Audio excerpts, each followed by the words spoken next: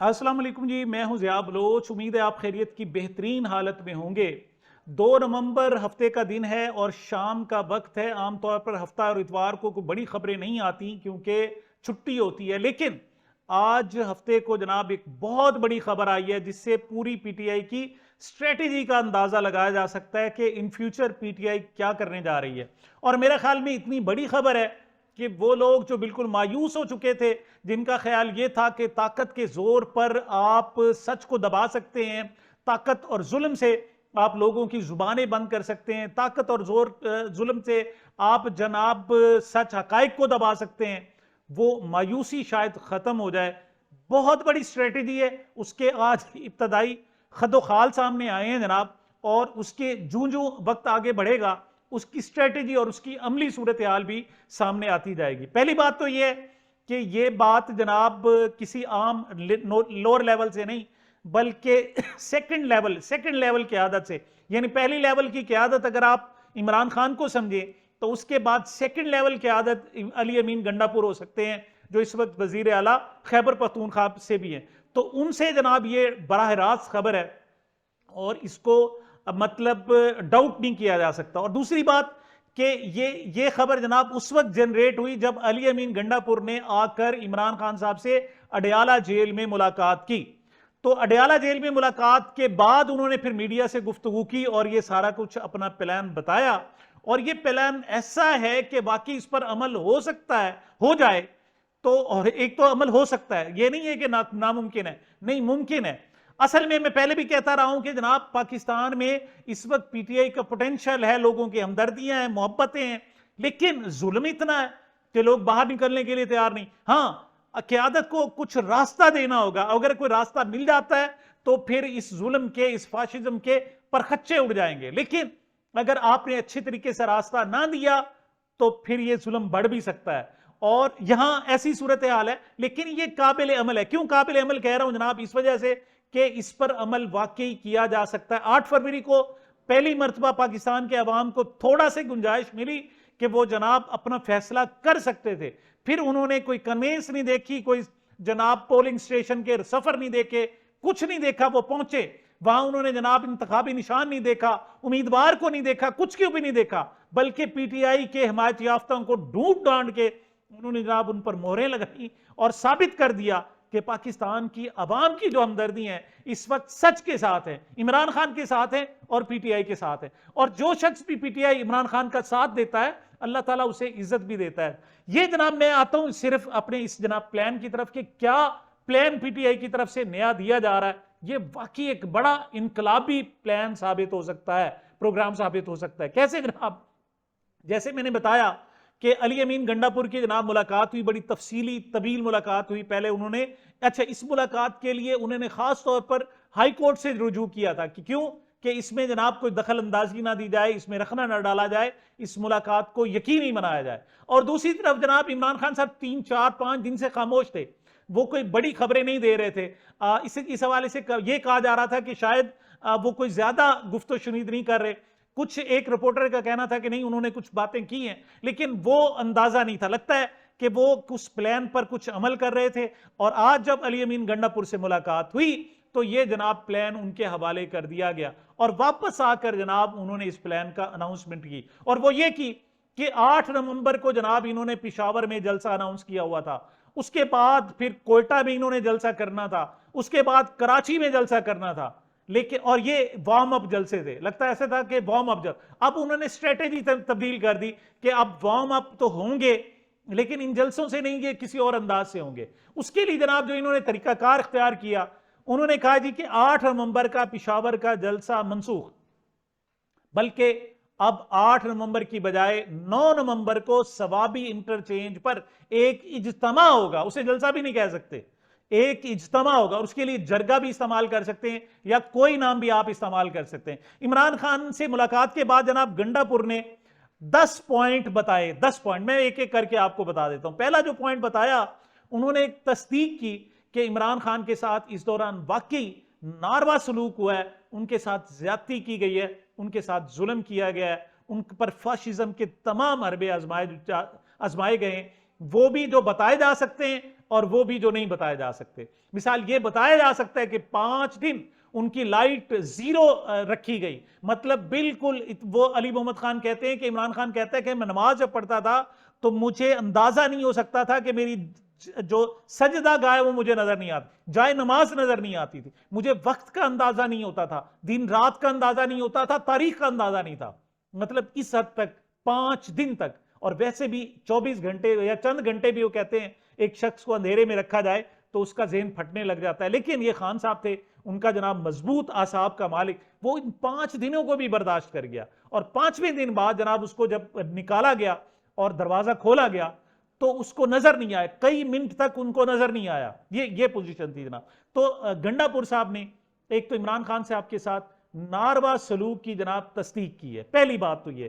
دوسرا انہوں نے وارننگ دی, جی اب آئندہ برداشت نہیں کریں گے. میں اس کو فضول سمجھتا ہوں, یہ پہلے بھی بڑی وارننگ دے چکے ہیں, ان کی وارننگ سے کچھ نہیں ہوتا. ہاں البتہ جو انہوں یہ پلان دے رہے ہیں, پروگرام دے رہے ہیں, ہاں اس میں البتہ کچھ جان مجھے نظر آتی ہے. تیسری بات جناب, انہوں نے کہا کہ یہ جو ہمارا پروگرام ہے یہ کلیئر انہوں نے کہہ دیا حکومت کے خاتمے کا ہے. یہ نہ صرف عمران خان کی رہائی تو دور کی بات ہے نا, یہ صرف عمران خان کی رہائی کے لیے تو ہے سو ہے, یہ حکومت ختم کرنے کا پلان ہے باقاعدہ. مطلب کھل کے کہہ دیا انہوں نے کہ کرو جو کچھ کرنا ہے تم نے, کرو گرفتاریاں شروع کرو. پنجاب بھر میں, سندھ بھر میں, بلوچستان بھر میں, خیبر پختونخوا میں اس وقت حکومت اپنی ہے, فوری طور پر کوئی ایلیگیشنز بھی نہیں ہے, اور فوری طور پر تم گورنر راج بھی نہیں لگا سکتے ہو. یہ 2 تاریخ کو اعلان ہو رہا ہے, 9 نومبر کو باقاعدہ اس پر جرگہ بیٹھ جائے گا یا اجتماع ہو جائے گا. اس دوران 7 دن میں کوئی بہانہ کریٹ کرو گے, بناؤ گے تو خود اپنی منہ کی کھاؤ گے. اور یہ جناب خیبر پختونخوا گورنمنٹ کے انڈر یہ سب کچھ ہوگا. اس کی کیوں؟ وہاں تم بدماشی نہیں کر سکتے, وہاں گرفتاریاں نہیں کر سکتے, لوگوں کو لاپتہ نہیں کر سکتے, اور یہ سب کچھ اس کے اندر. اور یہ اس نے کہا جی کفن مان کے گھر والوں کو بتا کر آئیں گے کہ ہم جناب جا رہے ہیں, اگر زندہ واپس آ جائیں تو بہت اچھی بات, نہیں تو پھر جنازے پڑھ لیں. یہ بیان پہلے بھی دے چکے ہیں. چوتھا جناب, انہوں نے کہا یہ جلسہ منسوخ نہیں کیا بلکہ ہم نے صرف جگہ چینج کی ہے, پلان تبدیل کی ہے, اور یہ اس کو جرگے کا نام بھی دے سکتے ہیں آپ. مطلب جرگے میں بڑے بڑے فیصلے ہوتے ہیں اور اس میں بھی بڑے بڑے فیصلے ہوں گے. اور 5ویں بات جناب کہ یہ صرف ثوابی کا جلسہ نہیں ہے, یہ پورے پاکستان کا اکٹھ ہے. اس میں پاکستان کے بھر کے لوگ, اسی وجہ سے ثواب انٹرچینج پر پشاور پہ نہیں رکھا. پشاور پہ آپ کرتے, آپ کا دارالحکومت ہے, وہاں جناب آپ دارالخلافہ ہے صوبے کا, وہاں آپ جلسہ کر لیتے ہیں, کوئی فرق نہیں پڑتا. یہ جلسہ نہیں, جلسے نہیں, اب یہ جرگہ ہے اور جناب اکٹھ ہے, اور اس میں جناب پورے پاکستان سے لوگوں کو آنے میں بھی آسانی ہو, لہٰذا ثوابی انٹرچینج پر جناب یہ جلسہ رکھا گیا ہے. اچھا, اور پورے پاکستان سے لوگوں کو آنا ہے. اور چھٹی بات جناب کہ یہ فائنل کال ہے, اس کے بعد کوئی اور کال نہیں دی جائے گی, یہ بھی طے کر لیا, اس کے بعد کوئی کال نہیں ہوگی. عمران خان رہا ہو نہ ہو, کچھ بھی ہو جائے, یہ فائنل کال ہے, کشتیاں جلا کے جانا ہے, واپسی کی امید نہیں ہے, یہ انہوں نے بتایا. اچھا, 7ویں بات, انہوں نے ڈیل کی تردید کی. انہوں نے کہا جی کوئی ڈیل نہیں کر رہے آپ, اسٹیبلشمنٹ سے نہ ڈیل کر رہے ہیں, نہ گورنمنٹ سے کر رہے ہیں, نہ اب تک کی ہے اور نہ آئندہ کریں گے. یہ 7واں پوائنٹ تھا جو گنڈا پور نے بتایا جناب. 8واں جو پوائنٹ تھا وہ تھا کہ کے پی ہاؤس پر انہوں نے ظلم کیا ہے, اور میرے پاس وہاں میڈیا بھی نہیں تھا کہ میں جناب وہاں دکھڑے بیان کر سکتا. مطلب انہوں نے وہ جب ان کو لاپتہ کیا گیا تھا کے پی ہاؤس سے, اس حوالے سے بھی تھوڑی سی انہوں نے بات کی. انہوں نے کہا جی میرا وصلہ واپس نہیں ملا, میرا موبائل فون جو تھا وہ بھی ابھی تک مجھے واپس, ایک وزیر اعلیٰ کہہ رہا ہے جناب مجھے ابھی تک وہ واپس نہیں ملا. 8واں پوائنٹ یہ تھا جناب. 9واں جناب انہوں نے کہا جی ایک بات ہم نے طے کر لی ہے کہ ہم حکومت بچانے کے چکر میں رہیں گے تو پھر ہم کچھ نہیں کر سکیں گے, لہٰذا اب حکومت خیبر پختونخوا حکومت جاتی ہے جائے, اب ہم نے اس پلان پر عمل کرنا ہے. یہ 9واں پوائنٹ انہوں نے.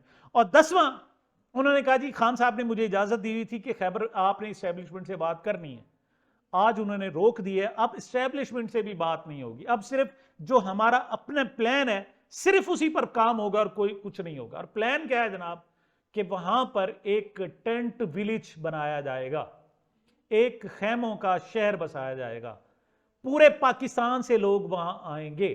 اس حوالے سے آپ کو یاد ہوگا کہ آپ کے سلمان اکرم راجہ جو جنرل سیکرٹری ہے پی ٹی آئی کے, وہ کہتے تھے جناب 10-20 ہزار لوگوں کو ہم لے جائیں, احتجاج کرائیں, 8-10 گرفتار کروا لیں, 8-10 ہزار, اور پھر باقیوں کو مار پڑوائیں، پھر ان کی ضمانتیں، ایسا نہیں ہو، اس سے انقلاب نہیں آتے، اس سے جناب کوئی احتجاج بھی نہیں ہوتا، یہ ایسے ہی جیسے دیوار سے ٹکر مارنے والی بات ہے۔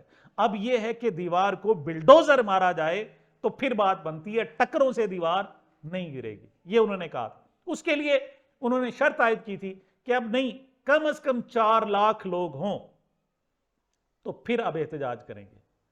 اور اب ان کا جو پروگرام ہے جناب کہ 4 لاکھ لوگوں کو اکٹھا کرنا ہے اس ٹینٹ ویلیج میں، 4 لاکھ لوگ خیبر پختونخوا کی حدود میں ہوگا، 4 لاکھ جب تک لوگ اکٹھے نہیں ہوں گے آگے نہیں بڑھا جائے گا۔